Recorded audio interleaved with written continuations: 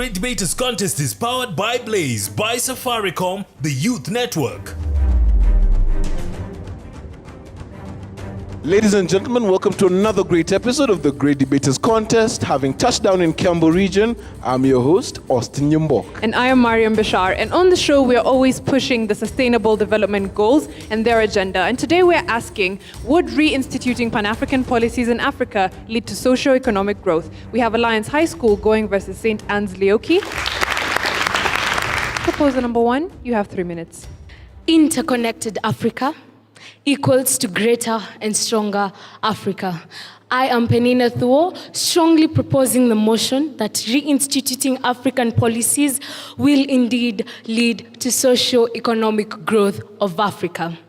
Reinstitution, this means bringing back.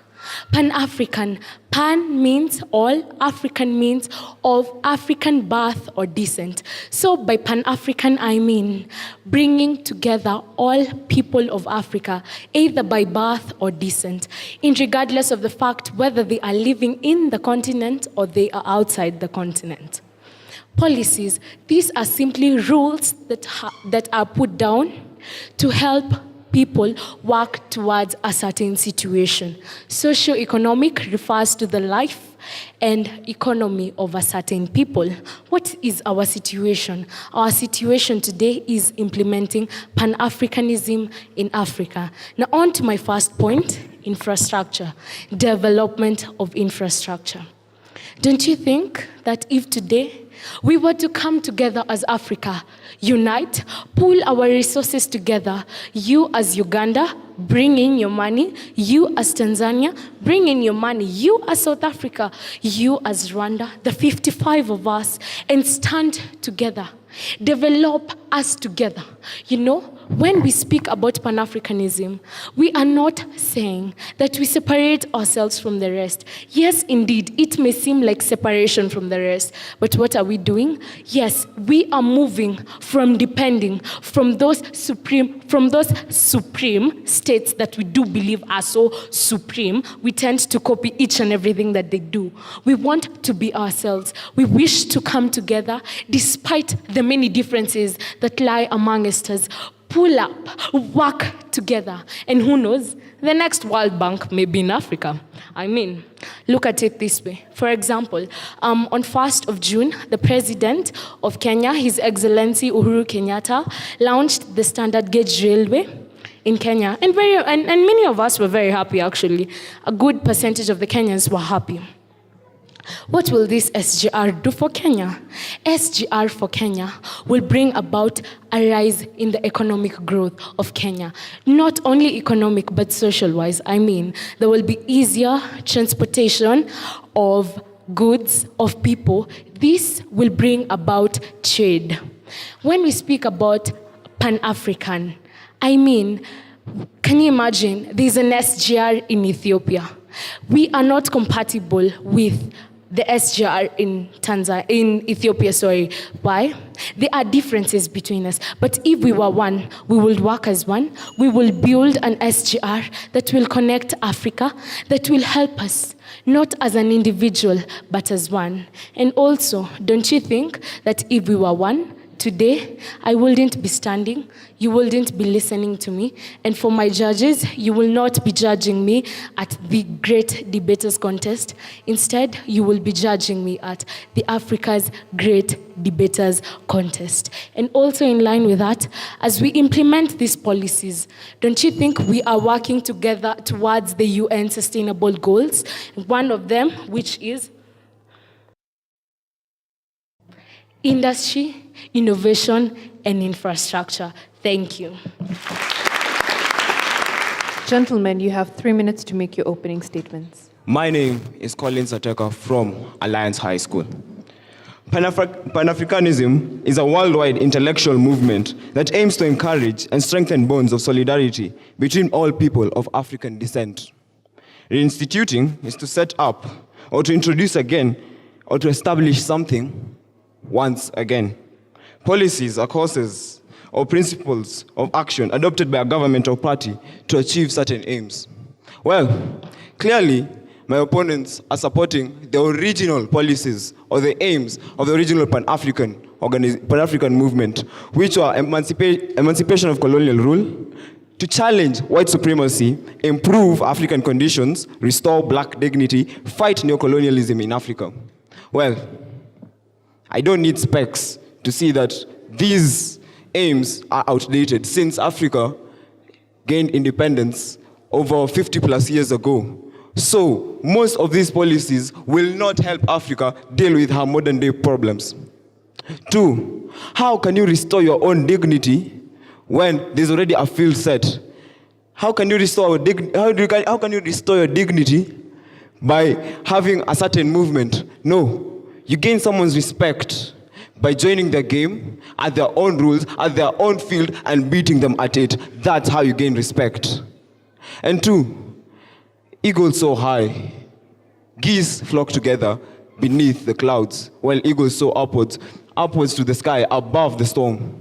How can you expect a country like Nigeria, which has a GDP of 533 billion, not shillings, US dollars, to unite with a country such as Somalia, which has a GDP of 0.72 billion US dollars? Seriously, if it comes to contributions, then we don't need anyone to tell us that Nigeria will contribute a higher percentage as compared to Somalia. And as my father always tells me, he who pays the rent makes the rules. We'll have a certain organization such as the UN where there are veto powers or some supreme states which will make the rules and enforce policies against other countries. And equal development. We all know that South Africa has one of the top 10 best transport systems in the world, as compared to a country like Burundi, which has the highest rural population. How do you expect such countries to develop equally? That's like comparing a top 10 student and a bottom 30 student in a class of over 100 students and telling them, okay, we're going to give you a level playing field and both of you will improve equally. Seriously, it doesn't make sense. It will be unfair to the student, it will be unfair to the system, and it will all make people seem stupid. That's what we're trying to do. Let's not be fooled, people. Alexander the Great said, Veni, Vidi, Vici. We came, we saw, we conquered. Our forefathers came, started the Pan-African movement, saw its effects, but they left there with tails in between their own legs, having not conquered. Let's not fool ourselves. Once again, my name is Colin Sateka from Alliance High School. Thank you, ladies and gentlemen. St. Anne's, we're ready for cross-examinations. You have the floor, 3 minutes. My name is Faith Obunga from St. Anne's, Lioki, and I'm here to propose the motion that says reinstituting Pan-African policies will lead to the social economic growth of Africa. So, if you're saying that by uniting South Africa and Somalia and countries like Burundi will not improve us, which policies do you want us to have? Which policies do you want us to implement so that Africa can develop as one? You're saying it's outdated. You're saying Pan-African policies are outdated. Really? Let's look at neocolonialism. Neocolonialism is still there. Neocolonialism is still the greatest problem which faces us as Africa. Why am I saying this? We produce goods in Africa. We sell them out there while they are still raw. We sell them to other countries when they are still raw. And when they come back to Africa, the prices are so high. We depend on these vector powers to ensure that our growth is sustainable. We depend on these vector powers to ensure that our economy improves. We depend on them to give us donations so that we can develop. Don't you think if we unite as Africa, we could at least ensure that we have grown economically without involving the vector power countries? Don't you think if we reinstitute the Pan-African policies, we look forward to growing as one? We will have common problems, have a common goal. Africa will work like a cartel. We will not work as rebels as we are right now. Do you think that these vector power countries, as they are right now, they are helping African countries just because they are so charitable, just because they want Africa to improve? No. They are helping Africa because they eat the lion's share. Let's talk of improvement of education. This is one of the main aims of the Pan-Africanism. This is one of the main aims that people who pioneered Pan-Africanism, such as Booker T. Washington, commented on. He fought for education. Education itself, according to Obama, is not reserved for the luxury. It's not the luxury which is reserved for the privileged few. Rather, education is there to improve the economy of every family. In this case, this family is Africa. If we improve education, as according to the policies of Pan-Africa, we will ensure that we have developed as a nation, as a country, as a continent. Africa will be developed. Let's compare. The education of South Africa is universal. It's great. Its educational levels are so great compared to the education level in Niger. Niger is one of the poorest countries compared to South Africa, which is one of the richest countries. If we really had improved education all over Africa, if we had united and had one system of education all over Africa, then we will not be having these problems. Then Africa will develop as a country. What is the use of being called Africa? To imply the 55 countries. Yet we are so divided, so separated, that we do not want to unite. We are so divided that we want only to be represented as individuals. Why? Thank you. Alliance High School, you have 3 minutes. Clement Nero, Alliance High School. Reinstituting African policies will lead to socio-economic growth. The second proposer put it mildly and mentioned Washington T. Booker.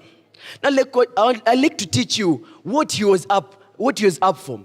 When he stood there and he was thinking of this policy, he was saying that all Africans should sit down. We should not fight. We should not form blocks against the so-called Europeans who we say that are more developed, but we should sit down with them in a forum and school them how to do it. As we said, we saw, we came, we saw, we conquered. That's what we believe. We break down borders, as Muammar Gaddafi said, that we break down our borders and form one centralized government. But tell me, aren't we creating borders of Africa against the whole world? We are aiming to get to the level of European Union. I don't refute. They are a good bloc. But look at it. Why did Britain have to leave? Because that union was whatever was holding them back. Do you think that Nigeria will want to start donating its money instead of growing and giving it to Somalia to develop? Do you really think that countries such as Kenya, now you give Kenya a country such as Sao Tome and Principe, we help it to grow in economy, and we ourselves are not yet there? Can't you just allow to be schooled and to be taught how to do it by those countries? And then when you come back, you do it. In 1980, the GDP of sub-Saharan Africa was less than 20 billion. In 2015, the GDP of African countries was up to 800 billion. We have not formed a policy. We removed the policy. We grew. Why am I changing a winning strategy, ladies and gentlemen? When they talked about transport, SGR, China's came and built it. If we had formed what we call Pan-Africanism, which engineers will you have called? Who will we have told, come build for us this railway? Because I believe Chinese are in the country. They are teaching our engineering students. Have you seen an African building our road? Do you think Uganda can build a railway line from Uganda to DR Congo?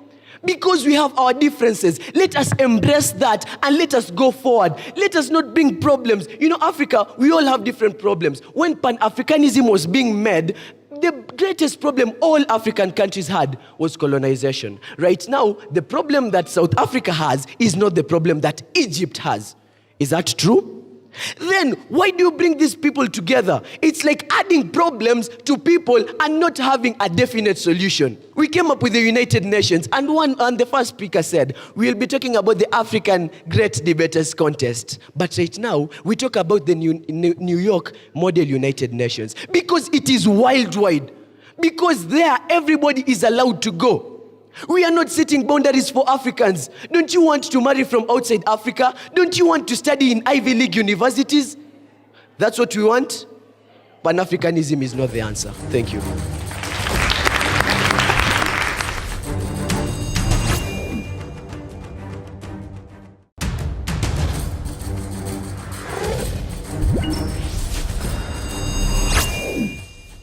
Thank you very much to the audience for those questions. The proposers have been asked why they disagree for us, for example, to learn from countries more developed and more industrialized like us, like first world countries.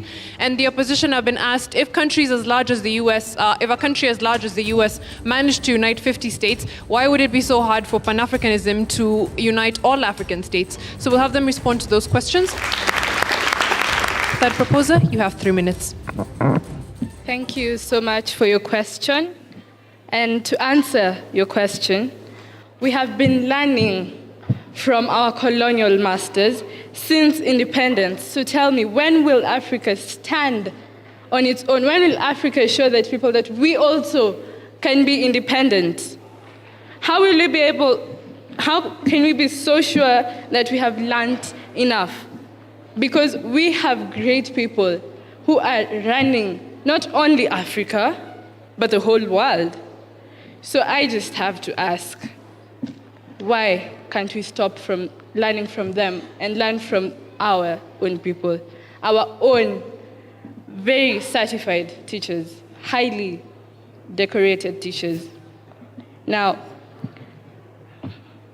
to Clement, you have been brainwashed by our colonial masters to the point that you even think that they can run our lives, that they should rule our lives.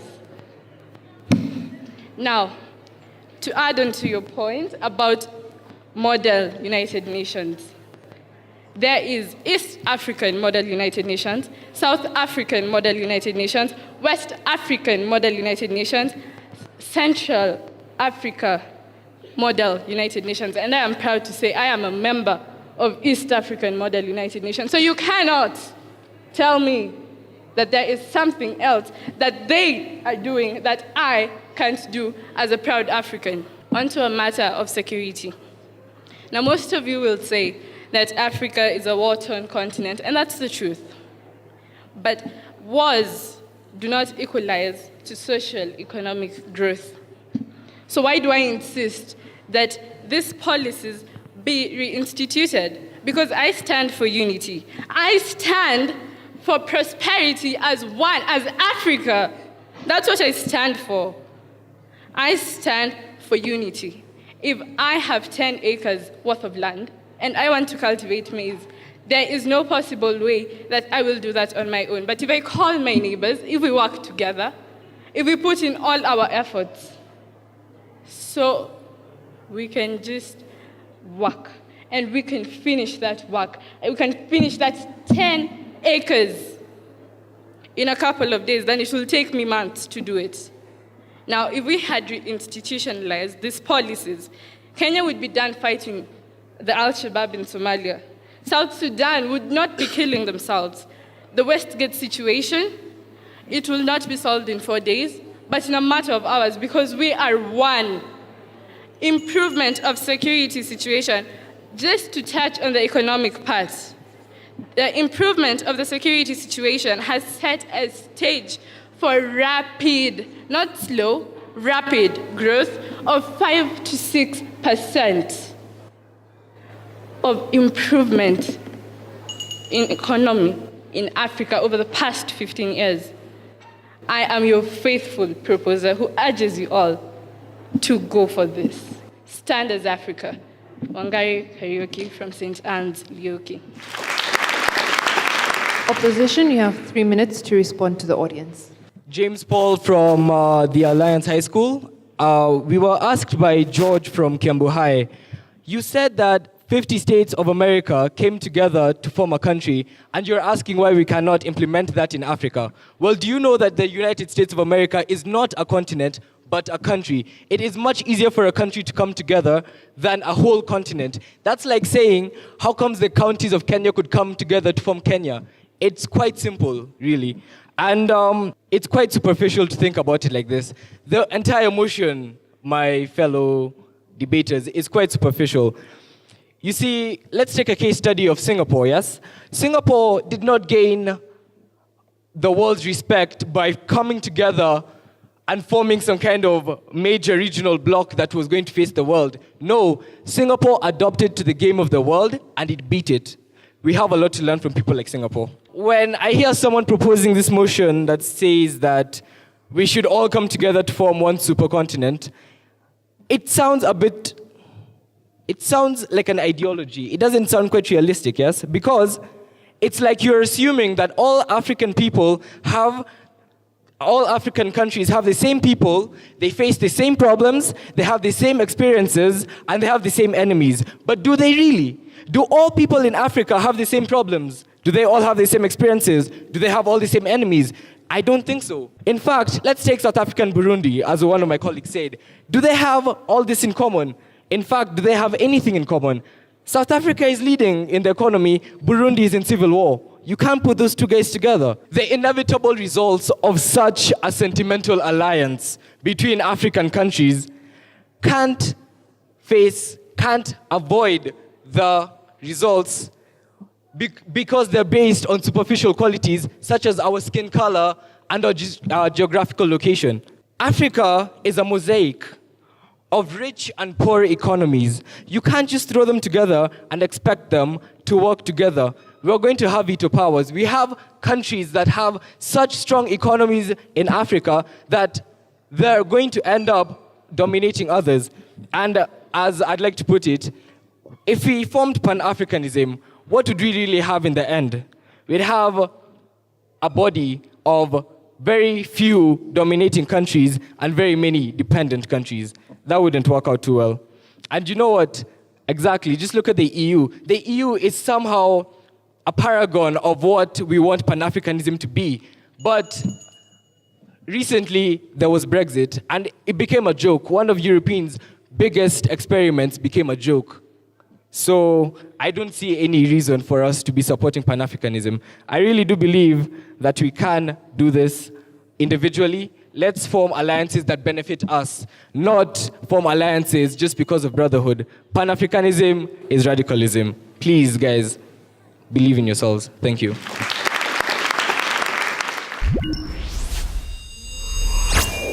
St. Anne's Lioki will hear your closing statement. You have 1 minute. Believe in yourselves. Once again, my name is Faith Obunga from St. Anne's Lioki, proposing the motion. So you're saying we believe in ourselves. I want to believe in myself as an African. I do not want to believe in myself as a Kenyan. Do you remember that there's some countries out there who believe that Africa is a country? In fact, they do not even know that Africa is a continent. I want to believe in myself as an African, not just as a Kenyan. Because when I go out there, people will not look at me and say, that person must be Kenyan. People will look at me and say, she's black, she must be African. So, you're saying that if South Africa tries to unite with countries such as Burundi, they will dominate the economy of Burundi. Would you rather have European countries dominating the economy of African countries just because you cannot allow us to help each other? Remember, Pan-Africanism was not started so as to dominate other economies. It was started so that we can at least unite ourselves. One thing that we need to know. In Pakistan, there is this movement known as the Taxpayers Alliance. It stated that in the year 2014, 9th October, it stated that for every one country that is held by that is aided by foreign aid, two others are dominated with the same, by being given foreign aid, they're being dominated by such veto powers. Do we want to be dominated? Don't we want to stand out? Don't we want to be recognized as Africa? Don't we want to be like Europe? Really? Ask yourself that. Let's not be brainwashed. We have people who can be engineers in Africa. We don't give them the chance. Why? Why don't we give them the chance? Who told you they cannot do it? Thank you.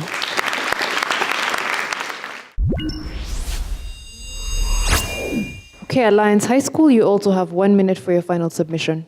How can I say this? At best, yours is a flimsy ideal that similarities between countries should be a reason for a country to lose its flexibility that comes with independence in exchange for the inextricable chains of a larger bureaucratic structure. It's not possible for all of us to just come together and solve all of our issues as if just because we are found in the same place. This locks us out from so many opportunities, and it's just not really a very practical way of dealing with African issues. Do you know how long it would take for us to put in? Do you know what it takes to form Pan-Africanism? We're going to need an international court justice that deals with Africa. We're going to need an army. We're going to need funds. We're going to need a bank. Do you know how long it would take for Africa to put those policies in place? Too long, my friends. And by that time, people will be suffering, and suffering seriously. Please, wake up, smell the daisies. It's not that easy, and it's not possible. Let's do this. We can stand as ourselves. Thank you.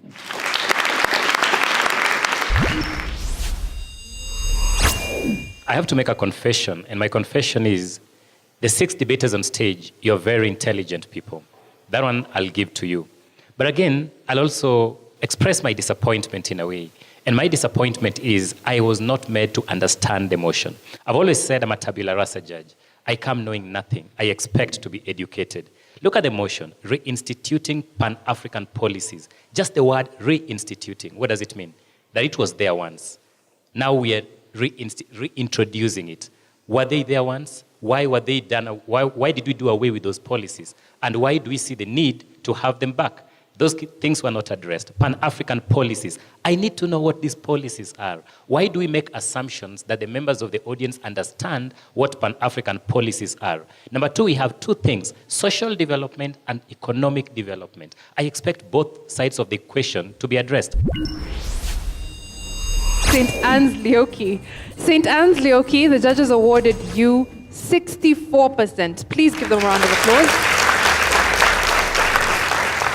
Audience, whichever you chose would have been inconsequential because Alliance High School, the judges also awarded you 64%, making it a tie. Let's give both teams a round of applause.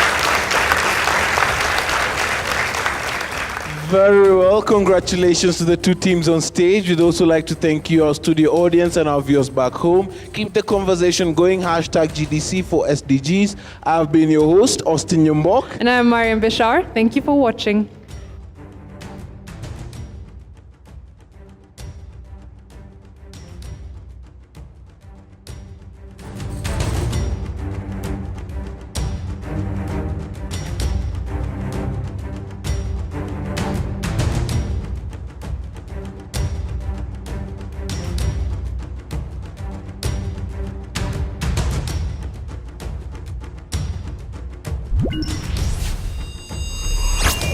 The Great Debaters Contest is powered by Blaze, by Safaricom, the Youth Network.